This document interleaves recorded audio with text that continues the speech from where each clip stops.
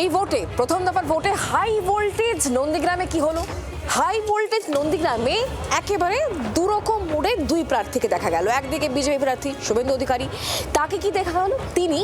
তিনি একেবারে খোশ মেজাজে মাটিতে বসে মুড়ি খেলেন, সেই সঙ্গে ডাবের জলে চুমুক দিলেন। আর অন্যদিকে তৃণমূল কংগ্রেস প্রার্থী পবিত্র কর, তিনি পার্টি অফিসেই ফোনে ভোট পরিচালনা করে ফেললেন।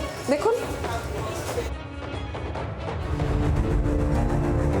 প্রথম দফার অন্যতম হাই প্রোফাইল কেন্দ্র তো বটেই, রাজ্য রাজনীতিতে চর্চিত কেন্দ্রগুলির মধ্যেও প্রথম সারিতে নাম রয়েছে নন্দীগ্রামের। এখানে ২১-এর পুনরাবৃত্তির লক্ষ্য নিয়ে নেমেছেন বিজেপির শুভেন্দু অধিকারী। অন্যদিকে বদলার লক্ষ্যে পদ্মের ঘর ভাঙিয়েই পবিত্র করকে প্রার্থী করেছে তৃণমূল। বৃহস্পতিবার ভোটের দিনভর দুই মুডে দেখা গেল যুযুধান দুই শিবিরের প্রার্থীকে। সকাল সকাল ভোট সেরে দিনভর বুথে বুথে ঘুরলেন শুভেন্দু অধিকারী। শুরুতেই পুলিশ ও কেন্দ্রীয় বাহিনীর বিরুদ্ধে ক্ষোভ উগরে দেন তিনি। অভিযোগ, খুনের মামলায় অভিযুক্ত তৃণমূল নেতা শেখ শাহাবুদ্দিন হিন্দু ভোটারদের ভয় দেখাচ্ছেন। এবারে দম ঢিলা করে ছাড়বো। বেলা বাড়তেই নন্দীগ্রামের রাজরাম চকের বুথে যান শুভেন্দু। সেখানে পদ্ম প্রার্থীর পায়ে হাত দিয়ে প্রণাম করেন এক সংখ্যালঘু যুবক। কিরে বেটা, চাকরি কে দিছে? হ্যাঁ, আপনি দেন। তোর নাম কি? শেখ স্যার। যে বলে মুসলমানদের আমি দেখি না, সব ভুল ধারণা স্যার, সবই ভুল ধারণা। তো চাকরিটা আমি দিয়েছি তো। দুপুরে ভেকুটিয়ায় উত্তেজনা, শুভেন্দু এলাকা ছাড়তেই চোর চোর স্লোগান তৃণমূল সমর্থকদের।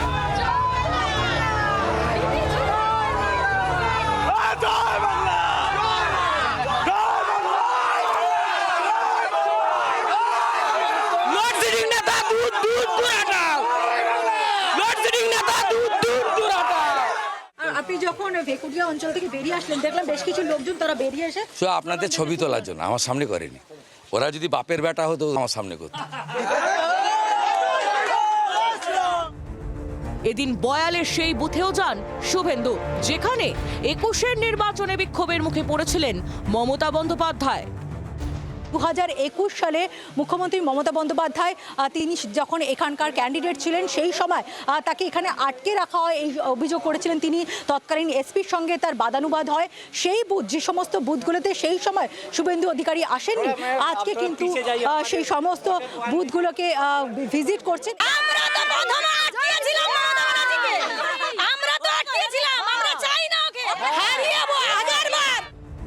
ব্যস্ততার ফাঁকে কখনো মুড়ি, কখনো ডাবের জল, মাঠে ময়দানেই দিন কাটালেন বিজেপি প্রার্থী। দিনের শেষে পদ্ম প্রার্থীর গলায় আত্মবিশ্বাসের সুর। সরকার চলে গেছে, টাটা বাই বাই।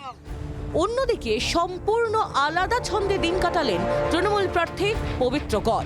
সকালেই ভোট দিয়ে সরাসরি পৌঁছে যান শেখ সুফিয়ানের বাড়িতে। সেখান থেকে দীর্ঘ সময় ভোট পরিচালনা করেন।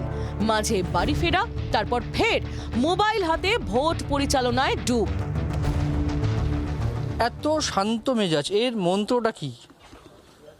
না দেখুন, আমাদের গণতন্ত্রে জনগণই শেষ কথা বলবে। গণতন্ত্রের জনগণ এখন একটা মানসিক দিক থেকে সেট আপ করে নিয়েছে যে কাকে জয় করবে আর কাকে পরাজয় করবে। মানে আপনি নিশ্চিত আপনি জয়? একেবারে ১০০%। ও নিয়ে কোনো সন্দেহ নেই, কোনো কথা হবে না।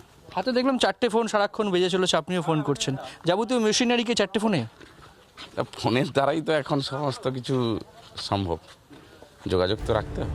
দিনের শেষে আত্মবিশ্বাসী দুই শিবিরই। তবে নন্দীগ্রামের রায় কার পক্ষে তা জানতে অপেক্ষা ৪ঠা মে পর্যন্ত। ক্যামেরায় কমল ও রতনের সঙ্গে পিয়ালি ও প্রবীরের রিপোর্ট, জি২৪ ঘন্টা।